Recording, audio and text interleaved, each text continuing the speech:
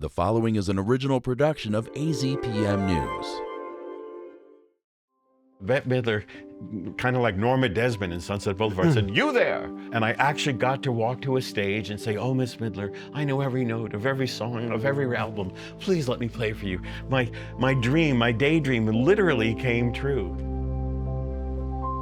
This is Speaking Personally, filmed on location at the Paul and Alice Baker Center for Public Media. Hello, thanks for joining us. My name is Marc McLemore, and I'm welcoming a very special guest to the show, a composer, a songwriter, and bon vivant.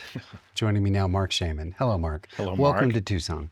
Thank you. Thank you. Marc with a K. Yeah, Marc with a C, and in the wild, we can sometimes be natural enemies, but I think we've worked it out. All right. Yeah. So what brings you to Tucson this weekend? I'm with the Festival of Books. I believe that's where I'm going, right? The Festival of Books, because I have written a memoir all about me and my life and my brilliant career and what it's been like. And so I've been traveling the country talking about myself. Joan Crawford is in a movie called Torch Song, and she has a line where she says, "If the talk's about me, I'll buy a ticket." So I'm sort of living like her right now, just going everywhere, talking about myself endlessly. I'm sick of myself. Ask me about me. Well, I would like to know what you think you learned about yourself from writing this memoir. Well, I certainly learned, which I kind of always knew, but how grateful I should be about the things that have happened to me in my life and the amazing amount of lucky breaks I've had and constantly being in the right place at the right time. And so, yes, I was gifted with a talent, but I've also was gifted with this fairy tale-like existence of the things that I dreamed of doing as a kid or as a teenager started happening for me even before I turned 18. I was already in New York working. So it's been a crazy journey, as people like to say nowadays. I can't believe I just said journey. I said the J word. Yeah, but, it comes up. But that's, and it's been amazing. And while I was writing, I didn't realize I was writing an inspirational book. But as I've been talking about it and seeing the looks on people's faces, I realize it is inspirational to think that all these dreams can come true for someone. And there you go. Well, you're well known as someone who loves Broadway and the American Songbook, but what about a film score that you connected with when you were young, before you even knew that scoring films was even a possibility for yourself? Can you cite one, though, that made a connection? I was asked about what was the first piece of music that maybe I had an emotional feeling towards. And it was, for the most part, it was the Mary Poppins soundtrack. That came out in 1964. I was 4 years old, and that's all I listened to for years and years. But I also remember in the New York metropolitan area, there was a show called The $1 Million Movie. Maybe they had them all around the country. But in New York, the opening was, I found out later, was the theme to Gone with the Wind. Da, da, da, da, da, da, da, da. And so that was beautiful.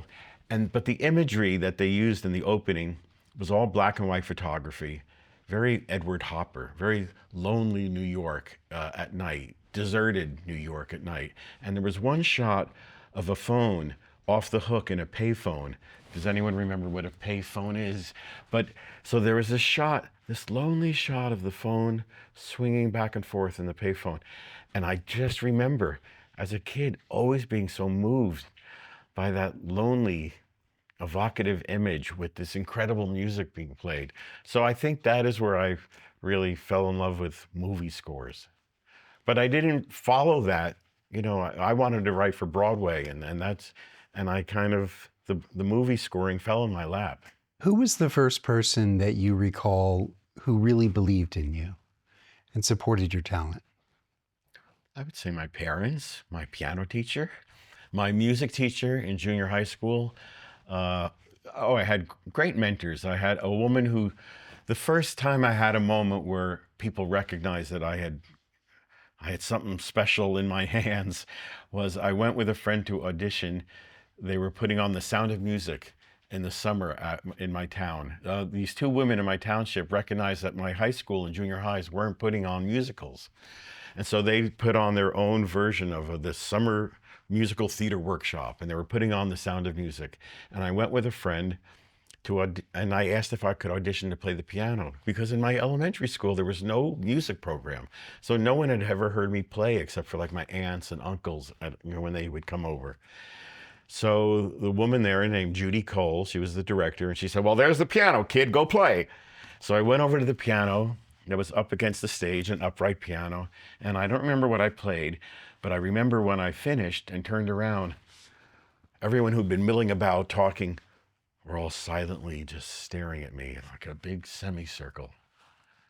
And I liked that, the attention. And from that moment on, that was it. My schoolwork went out the window, and I was just musical theater. And then that woman, Judy, who was directing the kids, then she took me around to adult community theater. That almost sounds dirty, but a community theater with adults. And at first, all the adults said, "Judy, are you crazy?" Because I looked like a pimple on two legs. I was, but I had show business in my hands. And so she said, "Mark, go to the piano." And I sight read the overture to Funny Girl, and all the adults said, "Okay." And I just did one show after another. And so Judy and another man named Norman, who was also directed a lot of these community theater shows, they just believed in me and I believed in them, and it was all fantastic. And I did almost every show in the golden age of musicals in the space of 3 years. And my parents saw that I was going out every night, and I had a work ethic, and I loved what I was doing, and I was good at it. And so when I told them that I found out you can take a test and get a diploma when you turn 16, I snuck into that place and took it when I was 15. I can't believe I was allowed, but I found out I had a diploma to show my parents the day I turned 16. You can interrupt me at any time. You can tell I'll just keep going and going and going. I want to talk about Bette Midler. Okay. So before you even met her or got the opportunity to work with her, I went from the Mary Poppins soundtrack to Bette Midler records when her first 2 albums came out. My music teacher in junior high, as a thank you present for helping him with the talent shows, gave me Bette Midler's first 2 albums. And this was when Boogie Woogie Beagle Boy was on the radio, and I just couldn't believe it. On my AM radio was 3-part harmony in 1940s big band style. My mind was blown. I was so obsessed with her, and I had her posters on my wall, and I dreamed of someday meeting her, and I lifted some money from my father's wallet, and I cut school one day, and I went to New York, because I lived in New Jersey. I was only like 55 minutes from Manhattan. So I took the bus to New York, and I went to see Bette Midler in concert on Broadway. And I had a little daydream that I would go run down the aisle and say, "Oh, Miss Midler, I know every note of every song on every record. Please let me play for you." Cut to, I'm trying to make a long story short. When I turned 16 that summer, I met some friends, and we went to New York just to hang out, and met some other friends from New Jersey. We stepped into a little bar that was there. I shouldn't have been in there. I was only 16. But it was 4:30 in the afternoon. No one was in there, and there was a piano. So I went to play the piano, and the bartender was like out of a 1930s movie. He stopped and said, "Hey, kid, you're good." He went next door. There was a comedy group that wanted a funnier piano player than what they had. I got the job, both playing at the bar and with the comedy review. And the guy who's directing the comedy review is named Scott Whitman, who became my co-lyricist and my life partner for many decades. He lived across the hall from one of Bette Midler's backup singers. That's the point I was trying to make. And so there I was, staying with him on the weekends to play for his comedy review. And Bette Midler's backup singer was across the hall, and her backup girls, they're called the Harlettes. And they decided, hey, let's do our own act when we're not on the road with Bette. And there I was, knowing the kind of harmony they would want. The proximity was really good. I was right across the hall, and I'd worked for nothing. I was at that point 17. And their act was a big hit. And Bette said, "Girls, come back on the road with me on my next tour, and I'll let you open my show." So I was flown to LA for one day to teach Bette Midler's band the Harlettes material, which I did. And then I sat in the back of the rehearsal studio, and I watched them rehearsing up on the stage, and in walked Bette Midler. And I was just, it was fantasy. Oh my God, I'm having my own private Bette Midler concert. And she's rehearsing with the band. And then she called out a song to the band that was from her 3rd album. And they didn't have music for it on their stands, and they were like, we don't know that song. And one of the harlots went over to Bette and said, sing it. And so Bette Midler, kind of like Norma Desmond in Sunset Boulevard, said, you there. She said, can you play No Gesturing? And I actually got to walk to a stage and say, oh, Miss Midler, I know every note of every song, of every album. Please let me play for you. My dream, my daydream literally came true. And it's been like that ever since. Take a deep breath. Approximately how long did your association with Bette Midler continue? Right up until this morning. I can show you the text. She fired you this morning? Yeah. No, we're still great friends. We're like brother and sister. From that moment when I played the song that she wanted the band to play, she kind of was like, stick around, I could use you. So my flight to New York was postponed. And instead of putting me in a hotel, because she's a frugal gal, she put me in her guest room. And I'm not talking about like a guest house in the backyard no, I was living down the hall with Bette, like brother and sister. And that's where our brother-sister relationship was born and still exists to this day. And as you may know from your notes, I've worked with her all these 50 some years, including, finally I really earned my stripes because I'm the guy that brought her The Wind Beneath My Wings. Yeah. So that I really earned my stripes, even though I didn't receive any royalties. Yeah, that one's quite a stripe though, definitely. Yeah, yes. Going from being a fan and knowing that you had the talent to actually developing the chops, what kind of a transformation was it for you? When did you feel like you could do this, that this was going to be your future, playing music constantly?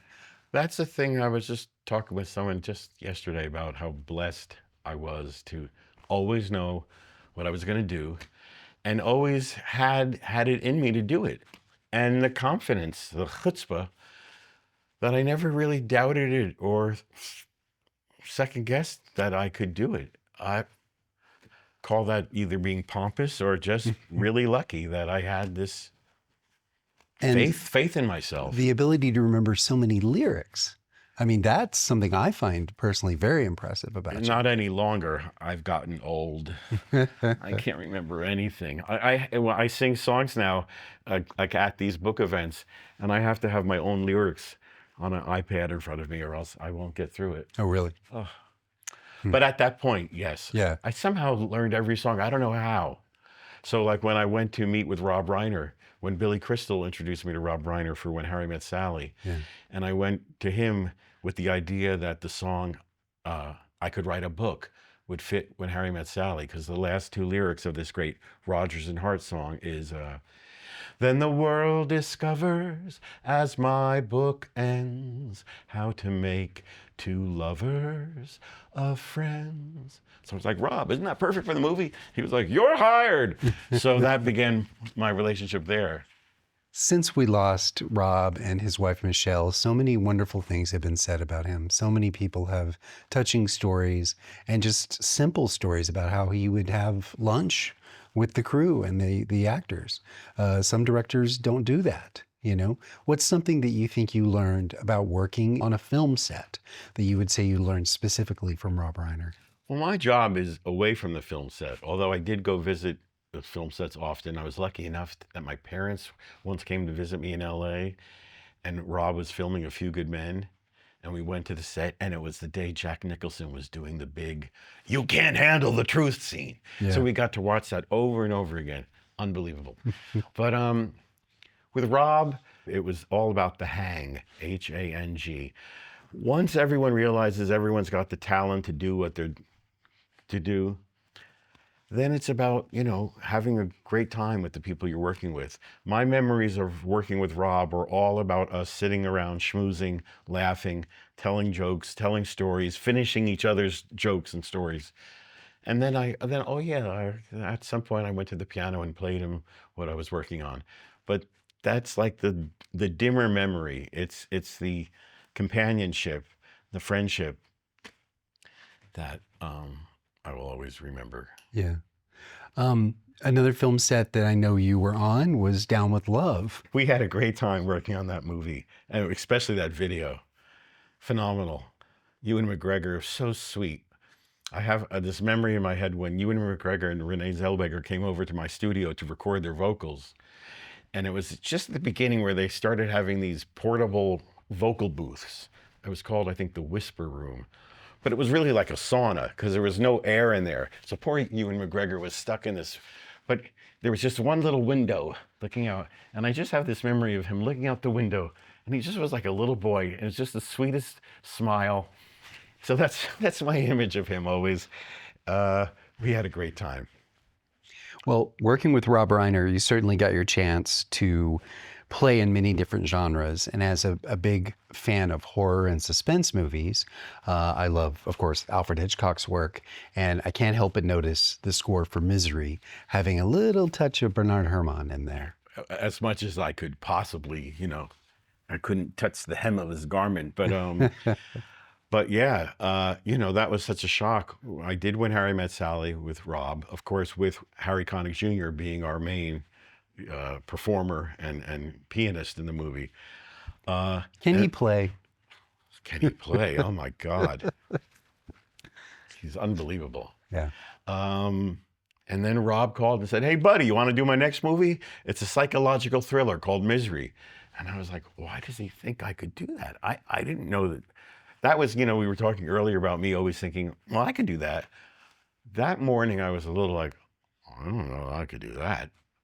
I mean, I was, if he'd asked me to work on a movie about a Broadway songwriter, or vaudeville, I'd be, I'm your guy. But a psychological thriller in a Hitchcockian way, I was like, I don't know. And I had just gotten my agent. And even my agent, when he had to call Rob to negotiate, my agent, Richard, said, "Rob, why do you think Mark can do this?" And Rob said, "Richard, talent is talent." And so he had this faith in me. So I just had to live up to his faith in me. And, in movies, they put temp scores into movies when they're editing it and when they're showing it to preview it because the score is the last thing that happens on a movie because it has to be, 30 frames per second. There's mathematical decisions every single moment. And so they put, pre-existing music into the movies, which becomes a great double-edged sword for a composer because people fall in love with the temp score. In this case, it was great for me because they filled it with a lot of Jerry Goldsmith, great film score. And I don't have the talent to steal from Jerry Goldsmith, but I had enough talent to listen and learn. And it was like school. I was like, oh, I can hear the woodwinds can be doing this, and the low strings can be doing that, and the French horns can be there going, Seems dirty. But so I learned a lot listening to that, and I did my best to learn. And lo and behold, it worked out. And then Rob, when you speak of genre, I mean, it was Rob who just gave me one chance after another because he just loved to hop, skip, and jump from genre to genre on his movies. So, I had a run of When Harry Met Sally, Misery, A Few Good Men, The American President. I just got to work in all different kinds of styles, more so than with any other director or producer. Scott Rudin was a producer I worked with a lot, who also afforded me an incredible amount of the kind of things I was just meant to do. Sister Act and The First Wives Club, The Addams Family. Movies that had a great theatricality to them. So I was really well suited for those. Yeah. I also think of City Slickers, where you really captured that Americana feel, a little Bernstein in there this time. So yeah, Billy Crystal once again got me that job. I mean, the director eventually had to hire me. It was amazing. I did Misery, City Slickers, and The Addams Family, all with producers hiring me without having heard a note of my own compositional skills. But suddenly I just had the word about me was out, and I was suddenly like, they were hiring me. And so those three movies, they all had just incredible faith. Well, The Addams Family, of course, is the music of Vic Mizzy is synonymous with the television version of the show. How did you work with adapting that or absorbing that to create the film scores?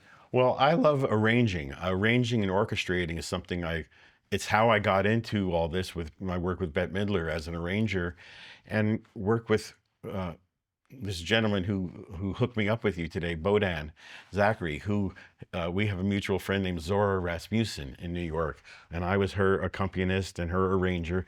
And so it was through arranging that I really learned how to compose.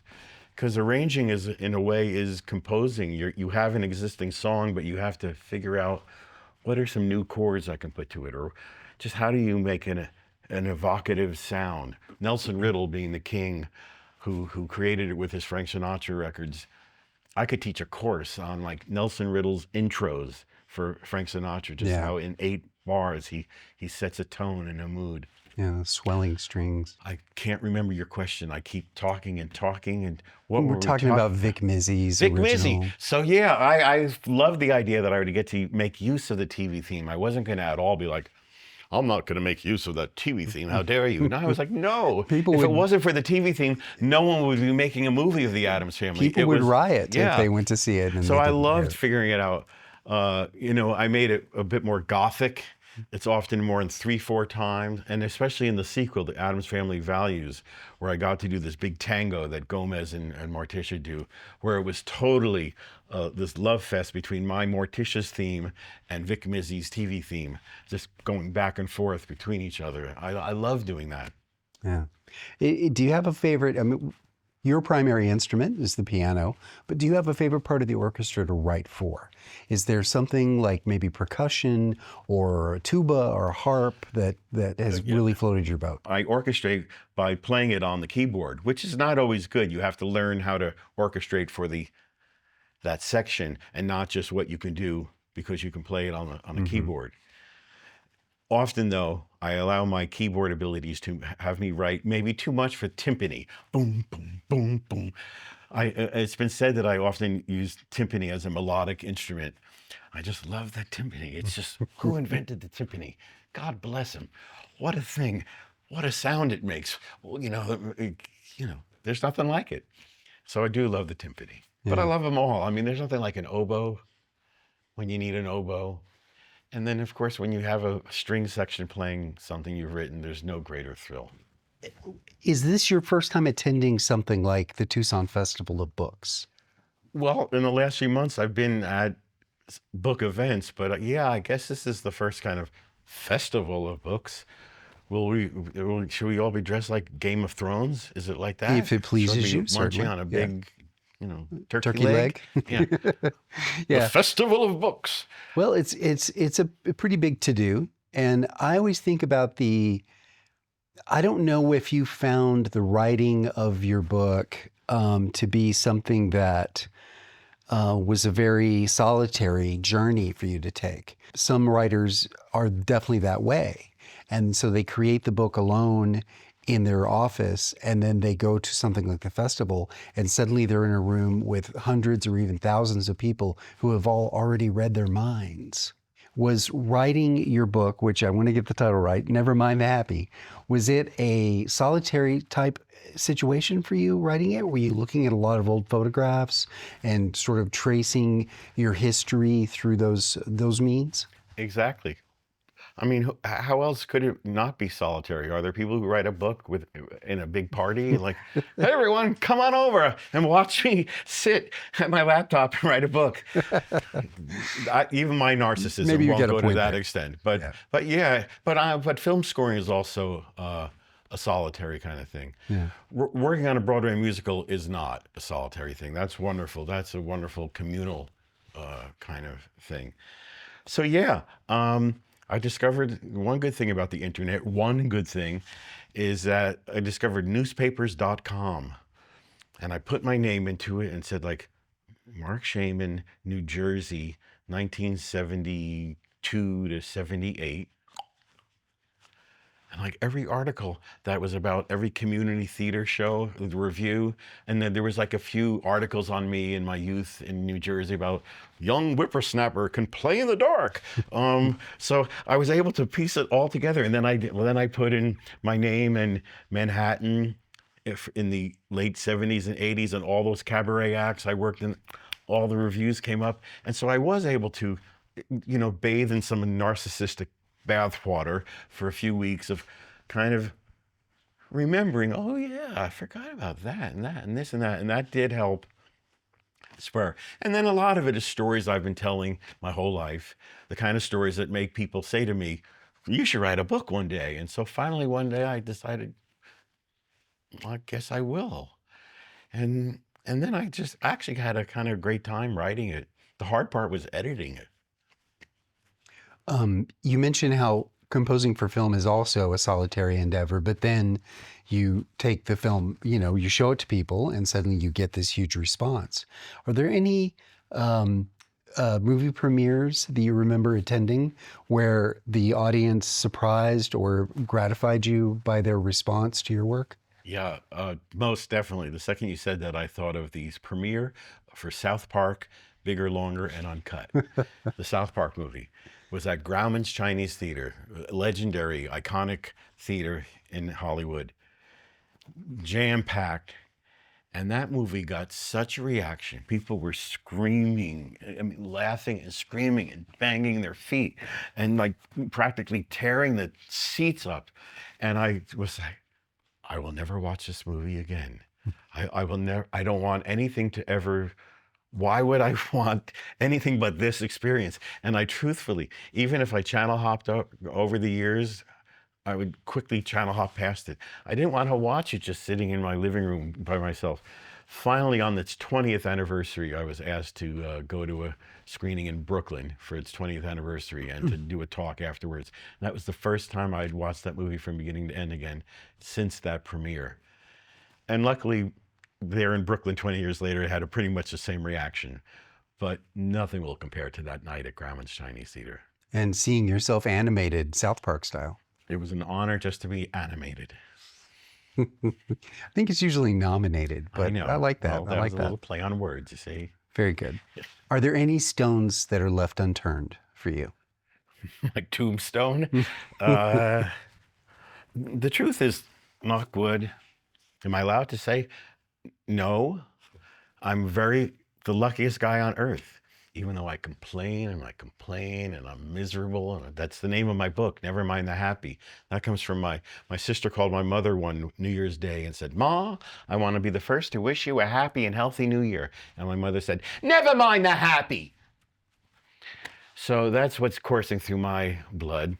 And, but when I talk about the book, I do realize how effing lucky I've been and how blessed and how thankful I need to be and grateful that I have really gotten to do just about everything I ever could want to do. And anything from here on in is just icing on the cake if I get to do anything else. And even if I don't, the idea of the couch and Jeopardy and my husband, it's okay with me. All right. Well, we hear people say so often how we can't have nice things anymore, But I want to thank you for giving us so many nice things over all these years. That's sweet. Thank you. Marc Shaiman, it's been a pleasure getting to know you. Have a great time at the Tucson Festival of Books. And the festival, we're going to the festival. You could compose the theme song. They don't have one. Okay. Yeah, I have to perform tonight at their gala. Maybe between now and then I should write the Festival of Books. I think you're onto something.